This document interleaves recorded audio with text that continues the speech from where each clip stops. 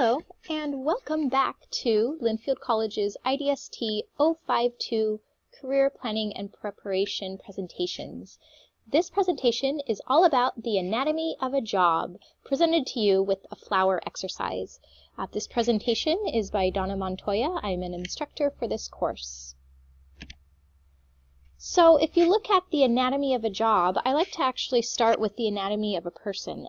Everybody is different, and it's because that we're all made up of different parts and pieces. We look different physically, we have different emotions, we have different experiences, and all of that goes into who we are and what we present and get from the world. Jobs are kind of the same way.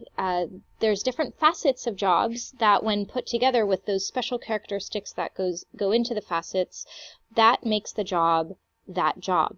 For example, you could have two different jobs that are in the same company. They would look completely different. A financial analyst with a place like Nike would be much different than a quality engineer at the same place.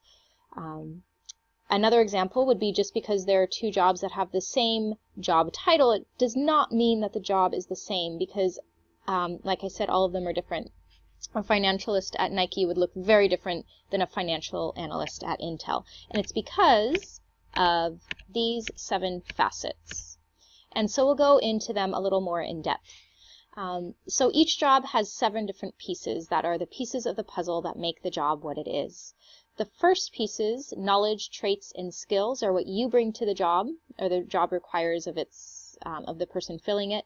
And the last 4, kind of innately what the job looks like. It's the part that probably is more on the job description. So let's take a look at the anatomy of a job through the lens of a flower. And just to let you know, this exercise has been adapted from Richard Bohl's What Color is Your Parachute? We took his information and we're putting it into our forms. So again, look at the flower petals and the center, and you can see that they're the 7 facets of a job. The knowledge, skills, and traits are what you bring into it. And then the people, working conditions, salary level, and geography round out the innate pieces of the job. And so filling it in, we'll go over what we mean with these keywords. Looking at knowledge, it's really what you bring to the job. So this is what you're learning here at Linfield. It's the technical side. It's certain languages. It's certain industry information. What do you need to know to do this particular job? What type of knowledge goes into doing the job well? The skills will go to the center because it's part of what you or the person in the position brings. It's the skills set. And so we were talking a lot about soft skills, and there might also be the more technical skills. So what are the skills that are used? Is it being able to work with computers, very, very good analytical skills, problem solving, team management, that type of stuff? Going down to the bottom, the traits of the person in the job, or you, would be more characteristics, so maybe more adjectives to describe you. Are you detail-oriented? Do you love working with people? Are you numbers-driven? Are you outgoing? And so this is the type of personality that you really might have to make the job work well. Looking at the outer parts and what kind of comes with the job, we can start at the top with people. What type of people go along with a job? So take a moment and think, what are the type of people that a teacher would work with in a public school setting?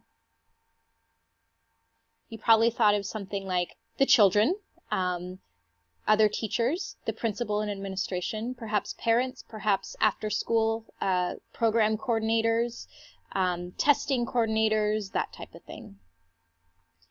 Working conditions really means the physical aspect of the job. So sitting in a desk or working outside, working with a number of other people or doing very autonomous work, that type of thing.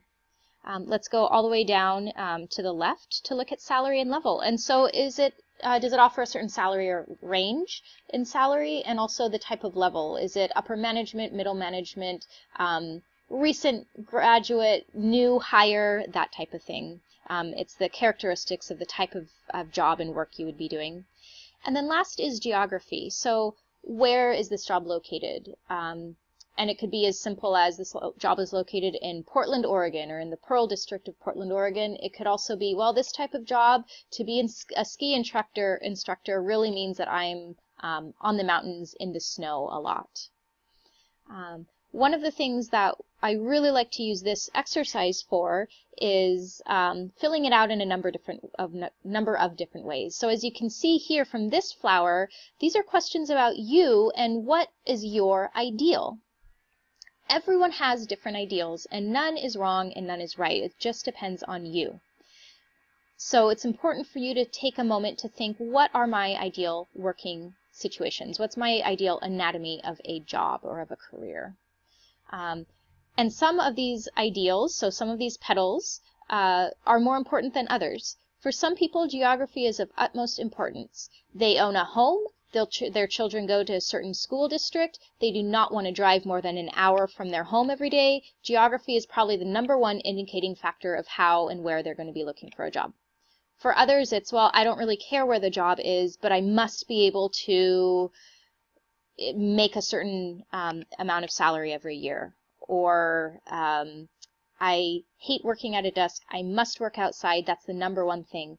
And then for other people, there's things that really don't matter as much. And so it's absolutely up to you.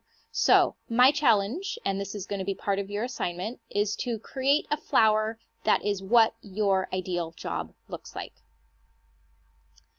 From there, you will also be creating a flower for your current or most recent position.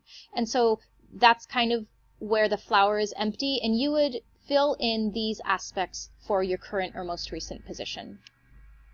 And then you'll get to fill out your third flower, which is find a job that is interesting to you. It could be at your current company, and it would be a promotion. It could be that you're looking to reestablish yourself in a different industry. So find a job and fill in what you can find out about that job. And a lot of this is going to come from the job description to make the flower for that particular job. And when you're done, take a look at what your ideal is, what your current or most recent position is, and what a real job would look like. And you'll get a chance to reflect on that. If what a current or past situation has to offer is really not matching up with what your ideal is, that can be an indication for you. And of course, as we all know, no job is perfect. We do get paid to do this. So most likely no job is going to absolutely 100% match up. I think if you're at the 70% of these are the important parts of what I want, and this is what the job is offering me, you're probably looking good. And of course, with a caveat that if your #1 characteristic that is of importance to you does not match up, that might scrap the job altogether. So it really is very individualistic. And so this is what you will be able to get for you to fill in. So this is the end of our Anatomy of the Job flower exercise presentation. Please let me know by email if you have any questions, and I will look forward to seeing your work on these and your reflections. Thank you.